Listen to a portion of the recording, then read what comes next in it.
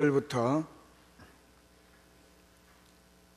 15절까지입니다. 제가 봉독하겠습니다.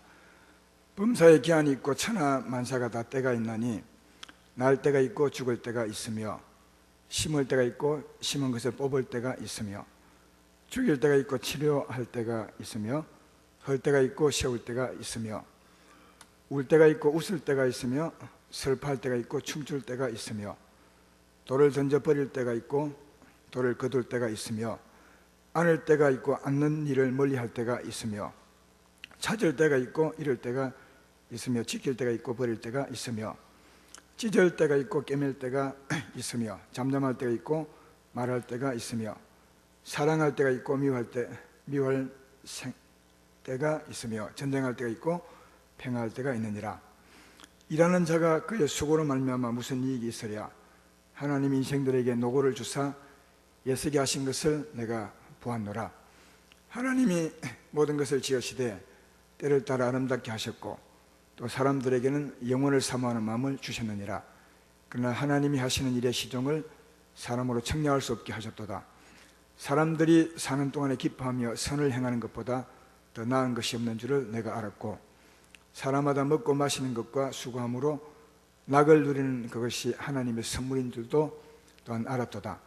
하나님께서 행하시는 모든 것은 영원히 있을 것이라 그 위에 더할 수도 없고 그것에서 덜 할 수도 없나니 하나님이 이같이 행하시면 사람들이 그의 앞에서 굉이하게 하려 하심인 줄을 내가 알았도다. 이제 있는 것이 옛적에 있었고 장래에 있을 것도 옛적에 있었나니 하나님은 이미 지난 것을 다시 찾으시느니라. 아멘. 마이크 상태가 안 좋죠? 이 마이크가 아니라 내 마이크예요. 그래서 오늘 우리 부목사님 찬송인도 하는 것이 얼마나 부러웠는지 모릅니다. 시원하게 말하는 것도 참 복인 같아요. 오늘 마이크가 좀 좋지 않아서 깝깝하겠지만 그래도 조금 불편하겠지만 이해하고 들으시면 좋겠습니다. 오늘 전할 제목은 기한과 때가 있으면 주만 바라보게 하시려고, 이런 제목으로 말씀을 하겠습니다. 기한과 때가 있다고 합니다. 1절에 보면 범사에 기한이 있고 천하 만사에 다 때가 있다, 그렇게 말하면서 2절부터 8절까지 어떤 때가 있는지를 쭉 말하죠. 보면 아주 자세하게 그 때를 설명하고 있습니다. 날 때부터 죽을 때까지 말이죠.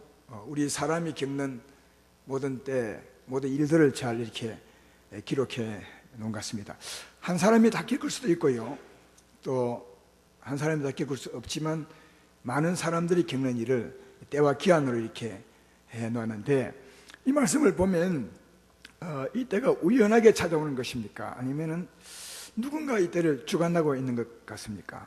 한번 잘 보시면 누군가가 주관하고 있는 거죠. 목소리 괜찮아질 겁니다. 조금 여러분보다 내가 더 깝깝하겠죠. 그러니까 날 생각하고 좀 불편해서 참으시면 좋겠네요. 조금 있으면 괜찮아질 겁니다. 여기 보면 우연하게 오는 것이 아니라 누군가가 이 때를 주관하고 있다는 것을 알 수 있습니다. 우선은 3절을 보면 죽일 때가 있고 치료할 때가 있으며 이렇게 기록합니다. 죽을 때라고 기록하면 자연스러운 건데 죽일 때니까 누군가가 죽인단 말이죠. 그러니까 이건 자연스럽게 죽을 때가 있고 또 우연하게 치료할 때가 온다는 말이 아니라 누군가가 이 때를 주관하고 있다는 것을 알 수 있죠. 죽일 때, 치료할 때. 그리고 5절에도 돌을 던져버릴 때가 있고 돌을 거둘 때가 있다. 누군가가 던지고 누군가가 거둔다, 그 말이고요. 또 6절에도 보면 찾을 때가 있고 잃을 때가 있으며 지킬 때가 있고 버릴 때가 있다. 버릴 때가 있다, 지킬 때가 있다. 이걸 보면 누군가가 우리 사람의 범사와 또 일들을 주관하고 있다는 사실을 잘 알 수 있습니다. 누가 주관하겠어요? 우리 범사에 기한이 정해져 있고 천하만사에 때가 있다는데 누가 기한을 정해놓고 이런 일을 하느냐 하는 겁니다. 그 뒤에 보면 누가 하는지 알 수 있죠. 10절에 보면 하나님이 인생들에게 노고를 주사, 이렇게 기록하고 있고요. 또 11절에도 하나님이 모든 것을 지으시되 때를 따라 아름답게 하셨고, 또 14절에도 하나님께서 행하시는 모든 것은 영원히 있을 것이라. 또 15절도 이제 있는 것이 옛적에 있었고 장래에 있을 것도 옛적에 있었나니 하나님은 이미 지난 것을 다시 찾으시니라. 그렇게 해서 우리 인생의 범사와 기한을 하나님이 주관한다는 사실을 알 수 있습니다. 여러분의 삶을 하나님이 딱 때와 기한을 정해놓고 주관한다는 거죠. 그 성경에 봐도 우리 인생의 삶을 하나님이 다 주관한다고 그렇게 다른 곳에서도 기록하고 있습니다. 로마서 11장 36절에 보면 이는 만물이 주에게서 나오고 주로 말미암고 주에게로 돌아갑니다. 그에게 영광이 세세 있을지어다. 아멘. 그렇게 기록하는 말씀이 있습니다. 만물이 주님에게서 나왔다는 말입니다. 하나님이 만물을 창조하셨습니다. 그리고 주로 말미암고, 그러니까 주님이 만물을 주관하시고 또 그 만물이 주에게로 돌아간다. 그렇게 말하시면서 우리 인생을 포함한 만물을 주관하는 자가 하나님이심을 말하고 있습니다. 누가복음 12장에도 하나님께서 들풀도 먹이고 입히시고 또 산에 나는 그 산새도 까마귀도 하나님 먹이시고 또 참새 한 마리 떨어지는 것조차도 하나님의 허락 없이는 떨어지지 아니하고, 그리고 사람은 머리카락까지 다 세신 바 되셨다고 했습니다. 그러니까 사랑하는 여러분, 여러분의 삶, 예수 믿지 않은 사람까지도 하나님이 그들의 삶을 주관하고 있습니다. 때와 기한을 정해서 주관하고 있음을 잘 발견해 볼 수 있습니다. 하나님이 때와 기한을 정해서 주관하시는데 이 말씀의 의미는 또 다른 의미가 숨어 있습니다. 그게 어떤 것이냐면, 예를 들어 설명을 해보겠습니다. A라는 사람이 있다고 칩시다. 그 사람이 여러분이라고 해도 괜찮겠죠? 여러분이 있습니다. A라는 사람이 있는데 그 A라는 사람은 하나님이 주관합니다. 그 주관 중에서 하나 예를 들어보면, 병에 관한 것을 좀 해보면 하나님이 그 A라는 사람을 병들게 할 수도 있습니다. 어느 기간 동안. 그리고 어느 기간이 되면 치료할 수도 있습니다. 하나님이 그렇게 한다는 말씀이 오늘 이 말씀이에요. 어느 날 병들게 하나님이 허락하는 거죠. 기한을 주는 거죠. 또 어느 날 하나님이 치료할 때가 있는 겁니다. 그런데 병이 들 때가 되면 우리가 다 기도한다는 자연스럽게 병 치료해 달라고. 하나님 믿지 않은 사람은 온갖 방법을 다 씁니다. 그 병 치료하려고요. 그런데 온갖 방법을 다 쓰면 그 쓴 대로 자기 수고대로 고침을 받을 수 있겠어요? 없겠어요? 사람이요? 이게 참 중요한 겁니다. 하나님이 기한과 때를 정해 두었습니다. 그러므로 사람이 애를 쓰면 애를 쓴 만큼 또 애를 쓴 대로 병이 나을 수 있겠습니까? 없겠습니까? 안 되는 겁니다. 사람의 수고대로 되는 것이 왜? 하나님이 기한을 정해놨어요. 한 달 동안, 예를 들면 한 달 동안 너 아플 것이다 하나님 정해놓으면 첫날부터 병 낫기를 위해서 막 치료하겠죠. 안 믿는 사람은 이 약도 써보고 이 병원도 가보고 저 병원도 가보죠. 그러나 아무리 애써도 하나님이 치료할 때가 아니면 병들게 할 때는 안 낫는다는 거죠. 이게 기한을 정했다는 뜻입니다. 그러니까 하나님이 기한을 정해놓으면 사람이 아무리 애써도 안 되는 겁니다. 그 기한이 이럴 때가 될 때까지 안 되는 거죠. 그런 경우 얼마나 많이 봅니까? 실제로 보잖아요. 하나님 말씀이 그렇게 말하고 있어요. 그래서 오늘 본문 9절에 보면 하나님이 때와 기한을 정했기 때문에 사람의 수고가 헛되다고, 9절에 일하는 자가 그 수고로 말미암아 무슨 이익이 있으랴. 아무리 애써도 하나님이 정해놓았기 때문에 안 된다는 겁니다. 병 들게 할 동안은 치료받지 못한다고 그렇게 말합니다. 그러나 사람은 그럴 때 그냥 손 놓고 있지는 않습니다. 병 치료하려고 애를 쓰죠. 사업이 힘들 경우에는 그 사업을 일으키려고 애를 씁니다. 수고와 노력을 다하죠. 근데 그 수고와 노력도 하나님이 그렇게 하게 하신 것이라고 10절에 말하죠. 10절에 그 말씀이에요. 하나님 인생들에게 노고를 주사 애쓰게 하신 것을 내가 보았노라. 어려우면 인생들은 다 애를 쓰지만, 그러나 앞에서 9절에 말했던 것처럼 애쓴 대로 안 된다는 겁니다. 왜? 하나님이 기한을 정해 놓으시기에, 때를 정해 놓으셨기 때문에. 근데 A라는 사람, 아까 얘기한 사람요, 갑자기 그렇게 예를 써도 안 되던 것이 어느 날 몸이 그냥 낫기 시작하는 거예요. 잘 되는 거예요. 병이 막 호전되고 몸의 회복이 힘이 솟아나고 되는 겁니다. 이제 그때가 어떤 때입니까? 하나님이 치료할 때입니다. 안 될 것 같은데 되는 겁니다. 이상하게 하나님이 치료할 때가 이런 것임을 알 수가 있습니다. 오늘 하나님이 때와 기한을 정하고 우리를 주관한다는 말은 이런 의미가 있습니다. 애를 써도 안 되는 겁니다. 그러니까 이런 일이 반복이 되는 거죠. 그러니까 병들고 낫고 이것만 반복되는 것이 아니라 또 다른 일도 아까 읽었던 2절부터 8절까지 많은 예가 있죠. 울 때가 있고 웃을 때가 있고 사업이 잘 될 때가 있고 안 될 때가 있고 많은 때가 있습니다. 한 사람이 다 깨끗할 수도 있지만 다 깨끗할 수 없을 수도 있겠습니다. 그러나 이런 일이 우리 살아갈 동안 얼마나 많이 있는지 모릅니다. 하나님이 때와 기한을 정하사 우리 인생의 삶을 주관하시되 계속 반복해서 주관하게. 한 번 병 걸리고 낫고 그게 끝이 아니잖아요. 또 가면 또 병들고 낫고 이렇게 반복되고, 병이 들지 않더라도 다른 일이라도 어려움이 있다가 또 형통케 되기도 하고, 마치 산을 넘고 들을 지나 산을 넘고 하는 것처럼 우리 인생의 삶이 그런 반복으로 계속 된다고 말합니다. 15절 말씀이 그 말이에요. 이제 있는 것이 옛적에도 있었고 장래에 있을 것도 옛적에 있었나니 하나님은 이미 지난 것을 다시 살시는, 계속 반복된다는 거예요. 계속 이 말씀을 하나님이 하고 있습니다.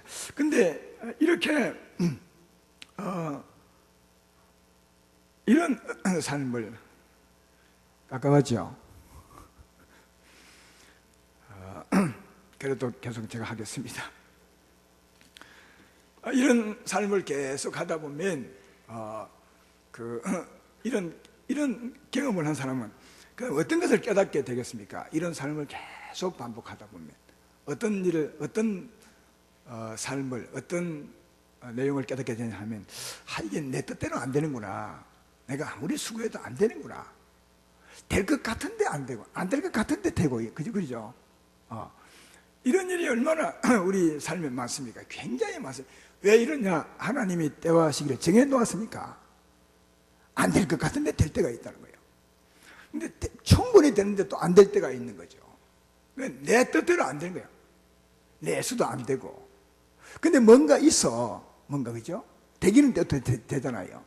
내 뜻대로 안 되지만 되기는 되거든요. 그래서 이런 경험을, 이런 삶을 자꾸 살다 보면 이 사람들이 어떤 것을 깨닫게 되긴 하면, 내 뜻대로 안 되는구나, 또 이 세상 방법으로 안 되는 게 있구나 하면서 세상 밖의 일을 생각하게 되는 거예요. 세상 밖에 뭔가 있어.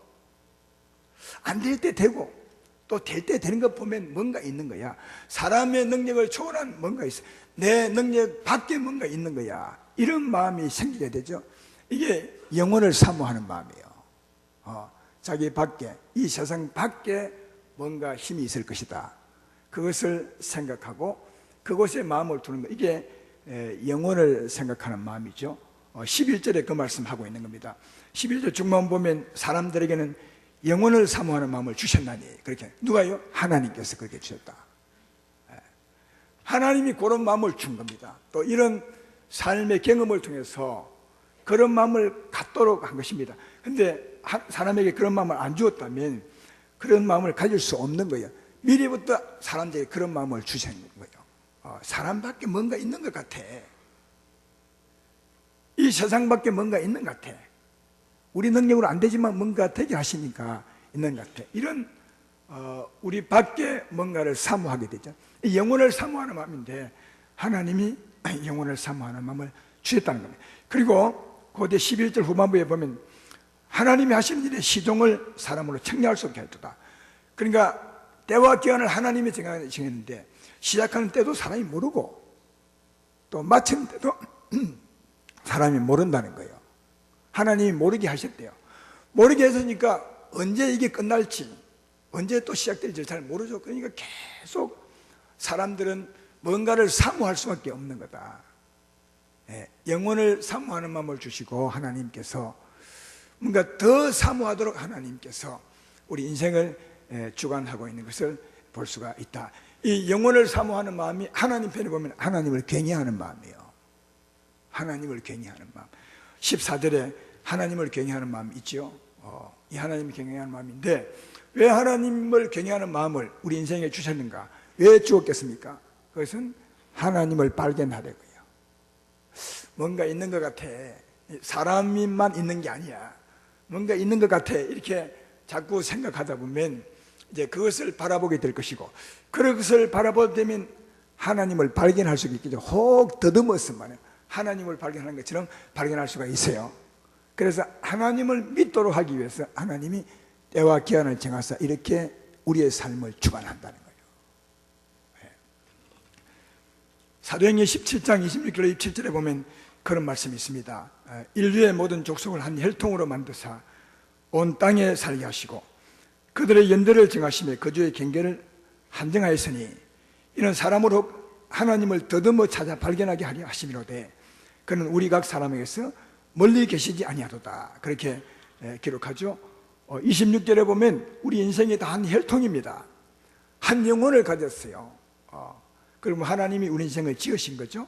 우리 사람들은 모르지만 말이에요. 근데 그 사람들 하여금 연대를 정하셨다는 거예요. 연대를 정했다는 말은 나이를 주신 겁니다. 나이를 주었다는 말이 뭡니까? 병들 수 있고 죽을 수 있다는 말이죠.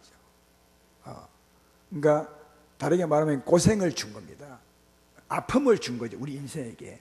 연대를 정했다는 말은 한없이 살게 한 것이 아니라 연대를 준 것은 우리 인생에 고난을 주은 것을 알 수 있고요. 또 거주의 경계를 한정하였으니 한 혈통으로 졌으면 다 그냥 한 형제처럼 살면 되는데 신기하게도 다 국경선이 있고요. 사는 땅이 있어.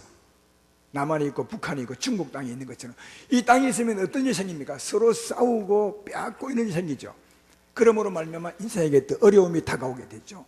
그러니까 우리 인생의 연대를 정하시고 거주의 경계를 한정했다는 말은 우리 사람들에게 어려움을 주었다는 거예요. 고난과 수고를 주었다는 겁니다. 고난과 수고를 준 이유가 뭐라고요? 그 다음 27절에 말 이는 사람으로 혹 하나님을 더듬어 찾아 발견하려 하심이로되 이건 혹 더듬어서 하나님을 찾게 하려고. 앞에서도 말했지만 몸이 아프면 예를 써봅니다. 근데 예를 써도 안 되면 우리 밖의 능력을 찾게 되는 겁니다. 다른 뭔가 영혼을 찾게 되는 거죠. 새로운 힘을 찾게 되게 된다. 그래서 혹 더듬어서 말이야. 고난으로 말미암아 혹 더듬어서 하나님을 찾아 발견하려 믿게 하시려고 하나님이 그렇게 하셨다 하는 것을 알 수 있습니다. 때와 기한을 정하사 하나님이 우리 뜻대로 되지 않고 또 어려움을 주신 것은 우리 인생을 하여금 하나님을 찾아 발견케 하려고 그렇게 하셨다라고 말하고 있는 것입니다. 14절 보면 그 말씀을 쓰고 있죠. 하나님께서 행하시는 모든 것은 영원히 있을 것이라. 그러니까 하나님이 때와 기한을 정해서 행하시면 영원히 있습니다. 절대로 끝이 않습니다. 계속됩니다. 근데 그의 그 밑에 보면 거기에 더 할 수도 없고 거기에 덜 할 수도 없고 하나님 딱 정하면 여기 누가 덜 할 수도 없고 덜 할 수도 없는 거예요. 인생이 절대로 못 바꾼다는 거예요. 하나님이 우리 인생을 하면 덜 할 수도 덜 할 수도 없게 하나님이 하셨다 그렇게 말합니다. 그러니까 때와 시간을 정해서 어려움을 주었다는 말이죠. 왜 그러냐? 그 다음 보면 하나님이 같이 행하시면 사람들이 그의 앞에서 괜히하게 하려 하신 줄을 내가 알았도다. 솔로몬이 이것을 깨달아 알았다는 거예요. 그렇게 하신 것은 혹 더듬어 하나님을 발견하고 하나님을 찾아 믿게 하려고 하나님이 그렇게 하셨다라고 말씀하고 있는 것입니다. 마가복음 5장에 보면 헬루병 여인에 관한 얘기가 나옵니다. 12년 동안 헬루증을 앓았습니다. 하혈을 하는 여자죠. 그래서 그는 온갖 방법을 다 씁니다. 이 약도 먹어보고 저 약도 먹어보고 이 의사도 찾아가보고 저 의사도 찾아가보고 그러나 고치지 못했어요. 그리하면 고쳐야 되는데 고치지 못했어요. 그 말씀이 마가복음 5장 25절 26절에 기록되어 있습니다. 12회를 헬루증으로 알아온 한 여자가 있어 많은 의사에게 많은 괴로움을 받았고 가진 것도 다 허비하였으되 아무 효험이 없고 도리어 더 중하였던 차에 왜 아무 효험이 없겠습니까? 넓게 보면 하나님이 딱 정했어요. 병 들어 있을 때입니다. 아무 효험이 없어요. 안 되는 거죠. 그래서 이 여인이 얼마나 실망했겠습니까? 또 어떤 분은 실망했던 건 자잘하겠지만 이 여인은 조금 달랐어요. 그러면 내가 못하고 세상이 못하면 뭔가 있을 거라, 이 생각을 이 여인이 하게 됩니다. 영혼을 사모하게 되죠. 그때 어떤 소문이 들냐면 예수님 소문이 들려요. 예수님, 하나님의 아들인 예수의 소문이 들리게 됩니다. 그래서 예수님에게 그냥 달려나옵니다. 그 아픈 몸을 이끌고 달려놓은 것을 성경에서 우리는 충분히 짐작해 볼 수가 있어요. 왜 달려나오겠습니까? 영혼을 사모하는 마음 때문에 달려나온 거예요. 아, 저분은 다른 게 있는 모양이야 하고 찾아오죠. 그래서 예수님께 달려왔습니다. 하나님을 사모하는 마음, 하나님 모르지만 뭔가 영혼을 사모하는 마음이 그 여인을 달려나오게 한 겁니다. 그때 예수님을 만나게 되고 예수님이 그를 치료해 주게 되죠. 그래서 이 여인이 예수로 말미암아 하나님을 발견하고 하나님의 사람이 되는 것을 볼 수가 있습니다. 이게 하나님이 때와 기한을 정하사 우리 삶을 주관하는 모습임을 알 수가 있습니다. 성경에도 보면 베드로가 예수님 처음 믿을 때 어떤 사건으로 믿게 된지 여러분 아시죠? 베드로는 어부가 아니겠습니까? 어부입니다. 그는 갈릴리 바다에서 늘 고기 잡아 생계를 유지하며 살았던 사람인데 어느 날 밤에는 그물을 던지는데 한 마리도 안 잡히는 겁니다. 그 갈릴리 바다는 고기가 참 많다 그래요. 고기 반, 물 반, 뭐 이런 말도 합니다. 그리고 베드로는 고기를 많이 잡아봤으니까 또 밤에 주로 고기 잡히거든요. 왜? 밤에는 고기가 위로 올라와요. 낮에는 좀 밑에 숨고요. 그래서 이제 밤에 주로 어부들은 고기를 잡는데 베드로가 밤에 잘 잡히는 것을 알아서 밤에 잡으러 갔지만 한 마리도 안 잡혀요. 이상한 일이 벌어진 거죠. 근데 그 다음날 아침에 그물을 싣고 있는데 허탄한 마음으로 예수님 오셔서 하시는 말씀이 저 깊은 데로 가서 한번 던져보라 그래요. 그것도 대낮에, 아침이면 낮 아니겠습니까? 근데 가서 던졌더니 진짜 고기가 많이 잡혔어요. 어부인 자기가 밤에 잘 잡히는 때 한 마리도 못 잡았는데 예수님 말씀 듣고 많은 고기를 잡았어요. 그래서 베드로가 깜짝 놀랍니다. 고기 많이 잡은 것을 놀란 것이 아니라 이 예수님을 바라보게 됐죠. 해도 안 돼요. 될 때 안 되는 것입니다. 근데 안 될 때 되는 거예요. 저분 누구냐고요. 그래서 그가 예수님을 발견하게 되고 예수님 앞에 무릎 꿇게 되고 예수의 사람이 된 것을 볼 수가 있습니다. 하나님이 때와 기한을 정하사 우리 삶을 주관하는 것은 그렇게 하는 것입니다. 하나님이 때를 딱 정하면 고기가 안 잡히는 겁니다. 아무리 애써도 안 돼요. 하나님이 잡히게 한 때가 되면 잡히는 겁니다. 그래서 무엇을 보게 한다고요? 하나님을 보게 하는 거예요. 우리 인생의 삶을 굽이굽이 곡절곡절로 주관하신 분, 하나님을 발견케 하시려고, 하나님을 믿게 하게 하시려고 그렇게 하신 것을 발견해 볼 수가 있습니다. 사랑하는 여러분, 전에 우리가 다 이런 삶을 통해서 하나님을 바라보게 되고 교회에 나와서 예수님 믿게 된 것입니다. 알겠습니까? 전에 우리가 이걸 모를 때는 왜 그때 내 삶이 어려웠을까? 왜 그렇게 힘들었을까? 그렇게 생각할 때가 참 많은데 왜 힘들게 하셔야 하나님을 볼 수 있는 마음이 생긴다니까요. 우리 인생은 편하면 절대로 하나님을 안 찾습니다. 이걸 하나님이 너무너무 잘 알거든요. 그래서 때때로는 어려움을 주는 겁니다. 될 때 안 되게 하는 겁니다. 안 될 때도 되게 하여 주셔서 베드로 고기 잡는 것처럼 뭔가 내 밖에 누군가 있구나, 내 삶을 주관하는 자가 있구나, 이것을 생각하게 하는 겁니다. 그걸 끊임없이 영원히 반복하면서. 그러니까 우리가 예수님 믿기 전에 얼마나 많은 이런 삶의 주기를 지나왔는지 몰라요. 그러나 우리가 밀어내서 그렇게 하신 하나님을 발견하지 못하고 살 때가 참 많았죠. 지금도 세상에 수많은 사람이 살고 있는데 이것을 발견하지 못하기 때문에 하나님께 안 나오는 겁니다. 그들의 삶은 계속 하나님이 잘 됐다가 못 됐다가 안 됐다가 잘 됐다가 계속 하는 겁니다. 못하기 위해서요? 하나님을 발견하게 하기 위해서. 그러나 그런 삶 속에서도 끊임없이 자기를 신뢰하며 살아가는 사람이 얼마나 많은지 고집장이들이. 그러나 여기 계신 우리들은 그 하나님의 손길을 그나마 알고 주께 은혜로 나와서 예수님을 믿은 줄로 믿습니다. 그래서 뒤로 돌아보면 전에 어려움이 우리에게 큰 축복이었습니다. 이 성경에 예수님 만난 사람을 다 보십시오. 다 어려운 환경 가운데서 예수께 나온 사람들이었습니다. 왜냐하면 그런 어려움 속에서 하나님을 발견할 수가 더 쉽기 때문에, 하나님이 그렇게 인도하셨기 때문에 그런 것을 알 수가 있습니다.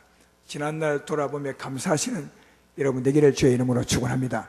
이런 사람들이 어느 날 하나님을 발견하게 되어서 하나님을 믿는 사람이 되었습니다. 그러면 이제 믿는 사람들은 어떻게 주관을 할까요? 믿는 사람도 하나님이 주관합니다. 역시 때와 기한을 정하사 주관하는 것을 볼 수 있습니다. 믿는 사람도 똑같습니다. 근데 차이가 있다면, 믿기 전에는 하나님이 믿게 하시려고 때와 기한을 정하시사 그 삶을 주관하신 것이고, 믿고 난 후에는 무엇을 위해서 하는지 아십니까? 믿고 난 후에는 때와 기한을 정하시되 우리를 더 아름답게 세우시려고 때와 기한을 정하셔서 우리 삶을 주관하고 있더라는 겁니다. 이런 예를 들면 수없이 많이 들겠지만 모세 예를 들어보면 이해가 더 잘 될 것입니다. 모세는 원래 이스라엘 나라 사람인데 그가 어릴 때 애굽 나라에 들어갔죠. 그래서 왕자로 자라게 됩니다. 40이 되어서 이스라엘 백성하고 애굽 사람하고 싸우는 광경을 보게 되는데, 모세가 이제 자기 민족이 당한 걸 보고 그 민족을 도와줍니다. 자기 그 민족과 싸우는 애굽 사람을 쳐 죽이는 거죠. 근데 그 이제 살인이 들통이 나가지고 모세가 어디로 가는 저 광야로 도망치게 되는 겁니다. 근데 그 도망치게 된 그때를 두고 성경은 이렇게 기록해요. 사도행전 7장 23절에 보면 나이가 40이 되매 그 형제 이스라엘 자손을 돌볼 생각이 나더니, 그렇게 기록하고 있습니다. 나이 40이 되었을 때 뭔가 나라를 위해서 뭔가 해보고 싶었다는 거예요. 하나님의 사람으로서 뭔가 내가 내 나라를 위해서, 지금 애굽 땅에서 종살이하고 있는 내 백성을 위해서 뭔가 해봐야 되겠다, 이렇게 마음 먹고 이제 일하러 나올 때 그 일이 벌어진 겁니다. 일해보려고 하다가 그 일이 벌어진 거죠. 그래서 이제 광야로 쫓겨가는 신세가 됩니다. 일해보려고 할 때 안 된 겁니다. 저 광야로 쫓겨가서 40년 동안 장인집에서 양치는 무슴살이 하는 거죠. 옛날 같으면 무슴살이가 그렇게 이제 하고 있는데 어느 날 하나님이 찾아오잖아요. 그때를 두고 이렇게 기록해요. 사도행전 7장 3절에 보면 40년이 참에 천사가 신의 산 광야 가시나무 뜰기 불꽃 가운데서 그에게 보이기를, 40년이 참에 하나님이 찾아오신 거죠. 그러면 모세를 주관하는 이가 누구랍니까? 하나님이라는 거예요. 하나님이다.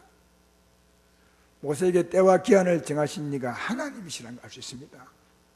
40대 이제 아까 보았지만 자기가 뭔가 나라를 위해 해보려 할 때는 하나님이 때가 아닌 겁니다. 그때는요. 그래서 하나님이 쫓아보냅니다. 우연히 간 것이 아닙니다. 그게 하나님의 때가 아닌 겁니다. 나라 위해서 일할 때가 그때는 아니라는 거예요. 그래서 하나님 못하게 하는 겁니다. 모세는 해보려고 애를 썼지만 안 된 겁니다. 오히려 쫓겨가게 되죠. 살인 누명을 쓰고. 그런데 그 광야에서 40년 지나고 80세가 되었을 때 모세는 이제 할아버지니까 난 일을 못하겠구나 하고 있을 때 하나님 찾아오셔서 그때 모세를 애굽 땅으로 보내는 겁니다. 이제 하나님의 때가 된 겁니다. 여러분, 모세를 주관하시니까 완전히 하나님이셨어요. 자기가 자기 때를 주관하는 것이 아닙니다. 여러분이 여러분 삶을 주관한다고 절대로 아닙니다. 또 그래도 되는 게 아닙니다. 모세가 발버둥 쳐도 오히려 더 쫓겨가는 신세가 되었습니다. 그러나 모세가 이제는 안 되겠구나 할 때 하나님이 찾아오셔서 모세를 보냅니다. 그러니까 때는 하나님께 있는 것이, 기한도 하나님께 정해진 것이 우리가 때를 만드는 것이 아님을 꼭 기억하셔야 됩니다. 왜 하나님이 그렇게 했어요? 모세 향한 하나님 뜻은 모세를 세우는 거죠. 모세를 세워서 하나님이 쓰시려고 모세의 삶을 주관한 것을 볼 수가 있습니다. 하나님 믿는 백성은 역시 백성도 하나님이 주관하는데 왜 주관하시냐? 하나님 백성을 세우시려고, 아름답게 하시려고, 하나님이 사용하시려고 하나님이 때와 기한을 정하사 주관한다는 사실을 알 수 있습니다. 요셉도 마찬가지죠. 요셉도 형제들에게 팔려서 애굽 땅으로 가게 되고 그 종살이하는 집에서 누명을 쓰게 됩니다. 간음하지 않았는데 주인의 여자를 건드렸다고 누명을 쓰고 감옥에 가게 됐죠. 그 감옥이 왕이 주관하는 감옥이었어요. 왕이 왕궁에 있는 그런 감옥이었습니다. 근데 그 감옥에 누가 들어왔냐 하면 그 바로 왕, 애굽의 왕의 떡을 맡은 사람, 떡을 맡은 관원장, 또 술을 대접하는 술 맡은 관원장이 둘이 들어왔어요. 한날에 두 사람이 들어왔는데 이제 요셉이 그 두 사람의 시중을 들게 되었습니다. 높은 사람이 감옥에 왔으니까 그래도 시중을 드는 사람을 요셉을 세워서 시중 들게 했습니다. 근데 어느 날 이 두 사람이 똑같은 시간에 꿈을 꾸게 되는데 떡 맡은 관원자가 술 맡은 관원장이 꿈을 꾸게 되는데 이들이 막 고민하는 거예요. 너무 뚜렷한 꿈을 꾸게 되니까 이 꿈이 뭔가 범상치 않거든요. 그래서 이제 고민하고 있을 때 요셉이 가서 묻습니다. 왜 그렇게 고민합니까? 낯빛이 보니까 근심이 쌓여 있는 것 같은데 무슨 일이 있습니까? 라고 물었더니 우리 두 사람이 꿈을 꿨는데 해석을 할 수가 없다고 말합니다. 그래서 이제 요셉이 내가 해석을 잘합니다. 하나님께 해석이 있사오니 내게 그 꿈을 말해 보십시오. 해서 떡 맡은 관원장과 술 맡은 관원장이 꿈을 내놓습니다. 요셉이 꿈을 해석해 보니까 해석의 내용이 어떤 거냐 하면 3일 후에 떡 맡은 관원장은 목이 날아가고 술 맡은 관원장은 복직이 되는 것이었어요. 그 꿈의 해석이. 그래서 이제 요셉이 그 술 맡은 관원장, 복직되는 그 관원에게 부탁을 하죠. 당신이 3일 후면 틀림없이 복직이 될 텐데 그때 나를 좀 기억해 주십시오. 난 아무 죄 없습니다. 억울한 누명을 쓰고 이곳에 왔을 뿐입니다. 꼭 왕에게 당신은 왕 곁에 있을 사람이니까 부탁해서 나를 좀 빼주십시오. 그렇게 이제 합니다. 그래서 정말 꿈대로 3일 후에 이들이 나가요. 한 사람은 죽고 한 사람은 복직이 되었어요. 술 맡은 관원장이 왕 옆에서 이제 술 시중을 드는 사람이 되었다. 복직이 됐다는 거예요. 근데 복직이 됐는데 성경은 이렇게 기록해요. 창세기 40장 23절에 보면 술 맡은 관원장이 요셉을 기억하지 못하고 그를 잊었더라. 그렇게 돼. 조금 전에 해석을 받았어. 3일 전에 받았어. 3일 후에 나왔잖아요. 그 어마어마하게 큰 일인데 요셉 꿈 해석이 3일 만에 잊어버렸어요. 이게 말이나 되는 얘기요? 그리고 2년이 지난 거예요.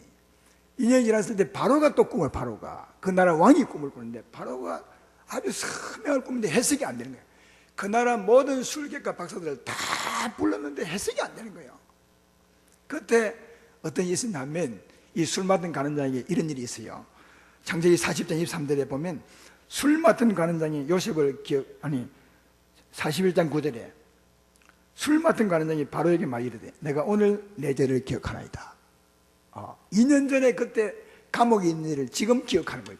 그때 3일 만에 잊어버리고 2년 만에 이걸 기억해내요. 요셉을. 그래서 요셉이 꿈을 해석해 주므로 내가 복직이 되었습니다.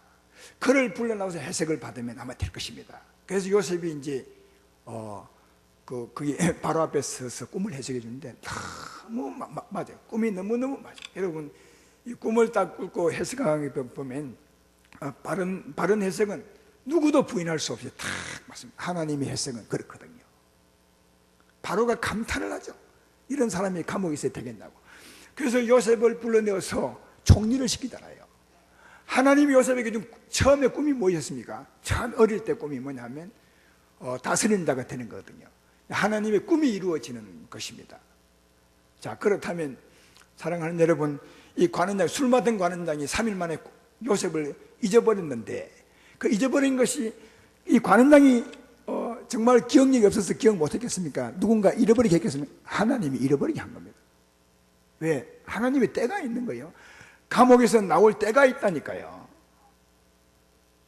그 때에 나와야 바로의 꿈을 해석해주고 총리가 되는 겁니다. 요셉은 어쩌면 우리 사람 같아서 술 맡은 관원장에 대한 기대가 굉장히 컸을 것이라. 술 맡은 관원장이니까 꿈도 해석해주고 해석대로 복직이 되었으니까 얼마나 기대했겠어요. 이 사람 나가면 나도 나갈 수 있겠구나 했겠죠. 그러나 하나님이 잊어버리게 한 겁니다. 요셉을 잊어버리게 한 겁니다. 2년 후에 또 기억나게 한 겁니다. 요셉의 삶은 하나님이 주관하는 거지 다른 누가 주관하지 않아요. 요셉이 감옥에 더 있는 것도 하나님이 주관한 겁니다. 그때는 예를 써도 안 되는 겁니다. 또 나오려 하면 누가 집어넣어도 안 들어갑니다. 하나님이 주관하는 것을 볼 수가 있다. 사랑하는 여러분, 왜 요셉을 그렇게 하나님 주관하셨냐? 총리로 세우려고요. 때가 되어서. 여러분, 이런 내용으로 성경을 보십시오. 다윗도 하나님이 주관하셨어요. 아브라함도 하나님이 주관하셨어요. 내가 하고자 해서 되는 것이 하나도 없었어요. 자세히 보시라고요. 하나님이 되게 할 때는 다 되는 겁니다. 하나님이 때가 아직 되지 아니하면 아무리 예수도 안 되고, 하나님이 되게 하시면 예술 필요 없이 되는 겁니다. 하나님이 주관하는 거죠. 이 하나님을 경외하는 사람은 내 삶의 주관자가 하나님을 금방 압니다. 내 말 이해되면 아멘 합시다. 그러면 하나님을 경외하지 않을 수 없어요. 하나님을 경외하지 않을 수가 없어요. 내 수고와 노력을 거치고 하나님을 바라볼 수밖에 없는 거죠. 하나님, 내 때를 주관하시니 하나님이시니 언젠가 하나님께서 이 감옥에서 나오게 할 줄로 믿습니다. 하나님을 경외할 수밖에 없는 거죠. 네, 하나님이 내 삶의 주관자니까 하나님을 경외할 수밖에 없는 것입니다. 그래서 아까 말했잖아요. 하나님이 우리 인생의 삶의 주관자로서 때와 기한을 정하신 것은 무엇하기 위해서요? 하나님만을 경외케 하기 위해서, 내 삶이 하나님께 달렸음을 알게 하여서 하나님만 바라보게 하기 위해서 하나님이 그렇게 하셨다고 그렇게 말합니다. 사랑하는 여러분, 예수님 믿지 않는 사람이나 믿는 사람이나 그 내용은 다르지만 삶의 주관자는 같습니다. 때와 기한은 하나님께 있습니다. 때와 기한은 하나님께 있으므로 누구를 바라봐야 되겠어요? 하나님만 바라봐야 되는 거예요. 왜? 이걸 풀 자가 하나님밖에 없어요. 그러니까 하나님만 바라보는 여러분 되기를 주의 이름으로 축원합니다. 근데 때와 기한이 있고 하나님의 정하심을 안다면 그 때에 우리가 어떻게 사는 것이 참 지혜롭게 사는 것이냐, 그건 우리가 하나님께 배울 수 있어요. 그러면 하나님의 때와 기한이 있기 때문에 그 때에 우리가 어떻게 지혜롭게 살 수 있겠습니까? 예를 들면 하나님이 병들게 한 때 우리가 병이 들었다고 칩시다. 그때 어떻게 사는 게, 그 시간을 넘기는 게 지혜롭게 넘기는 것이에요? 우선은 기다려야 합니다. 인내가 필요해요. 사람에게 하나님의 때가 끝날 때까지 인내가 필요한 겁니다. 아무리 해서도 안 됩니다. 평안이 필요한 거죠. 즐거운 마음으로 살 필요가 그때 있는 거예요. 그리고 참음으로 기다릴 때 어떻게 해요? 죄를 지으며 기다려야 되겠습니까? 아니면 선을 행하며 기다려야 되겠습니까? 당연히 선을 행하며 기다려야 되겠죠. 기다리되 선을 행하며 기다리시고, 또 하나 예수님이 우리에게는 어떤 마음으로요? 믿음으로, 소망으로 기다려야 된다는 거예요. 언젠가 하나님께서 풀어주실 것이다. 언젠가 잘되게 하실 것이다. 언젠가 나를 치료하실 것이다. 나를 세우실 것이다. 믿음으로 소망하는 거죠. 근데 믿음으로 소망이 참 중요한 것은 하나님은 믿음대로 복을 주잖아요. 그렇죠? 그래, 믿음대로 복을 주기 때문에 하나님이 때와 기한을 주관하시되 그 때를 당기는 이도 하나님이시고 넓히는 이도 하나님이세요. 성경 보면. 그러니까 이 기한을 줄이고 넓히는 것도 하나님이시니까. 다만 하나님의 정하심이지. 그러니까 이 믿음으로 사는 게 너무너무 중요한 것은 믿음으로 살 때 믿음대로 하나님은 때를 당길 수가 있다는 거예요. 이게 믿음의 사람의 특권이에요. 예수님 믿지 않은 사람들은 하나님을 모르니까 때를 당길 수 없어요. 그래서 하나님의 정하신 대로 갈 수밖에 없는 겁니다. 예서도 소용이 없습니다. 참을 수밖에 없는 거예요. 안 되는데 화를 내고 마음이 불편하게 살면 살수록 그만 손해인 겁니다. 왜? 아직 때가 안 된 겁니다. 그러니까 믿지 않은 사람도 그 때를 잘 넘기려면 오래 참는 게 필요해요. 평안한 마음으로 참는 게 정말 필요한 겁니다. 믿지 않은 사람은 그런 능력이 없겠지만 우리도 마찬가지로 그 믿음으로 사는 인내가 정말 필요하고, 그렇죠? 그러나 죄를 짓지 않고 하나님이 계시니까 선을 행하며 살아요. 하나님을 경외하며 사셔야 되고, 그리고 또 한 가지는 믿음으로 사셔야 됩니다. 하나님이 속히 풀어줄 것을 믿음으로. 이 믿음이 크면 클수록 이 시기가 당겨지는 거죠. 그래서 하나님은 네 믿음대로 될 자다. 하나님이 때와 기한을 주관하시되 우리 믿음대로 역사하는 것을 볼 수가 있습니다. 내 말 이해되십니까? 그러므로 사랑하는 여러분, 하나님이 계십니다. 그가 우리 삶을 주관하십니다. 그러므로 그 때를 정말 인내로 오래 참으로 기다리시고, 믿음으로 기다리시고, 또 하나는 믿음의 소망으로 기다리셔서 그 때를 당겨서 살아가는, 은혜로 살아가는 여러분 되기를 주의 이름으로 축원합니다. 근데 이렇게 하나님을 믿음으로 살 이유가 있는 것은, 하나님은 절대로 나쁘게 하는 분이 아니라 좋게 하는 분이시거든요. 안 믿는 사람에게도 끊임없이 그 일을 반복한 것은 그로 하여금 믿게 하려고, 아름답게 하려고 반복한 것이거든요. 믿는 우리에게도 때때로 어려움도 주고 이런 때와 기한을 정해서 하나님이 주관하는 것은 우리를 세우려고 하는 것이거든요. 어려움 주고 하는 것이 아니라, 모세를 광야로 보내심은 하나님이 부르시기 위한 것이고, 요셉을 감옥에 넣은 것은 그를 세우기 위한 것이지 감옥에서 더 죽이려 하심이 아니었다는 것을 알아야 하는 겁니다. 안 믿는 사람에게도 세우시려고, 믿는 우리는 더 아름답게 하시려고 하나님은 그렇게 하시는 거거든요. 그래서 11절에 그 말 하잖아요. 하나님이 모든 것을 지으시되 때를 따라 아름답게 하셨고, 그 말이야. 하나님은 아름답게 하기 위해서 때와 기한을 정하사 주관하고 계십니다. 하나님은 사랑의 하나님이시거든요. 그러므로 사랑하는 여러분, 믿음으로 하나님을 기다리시면 그 때를 당겨주시고 반드시 우리를 아름답게 세워주리라 믿습니다. 이런 하나님을 경외하며 살아가기를 주의 이름으로 축원합니다.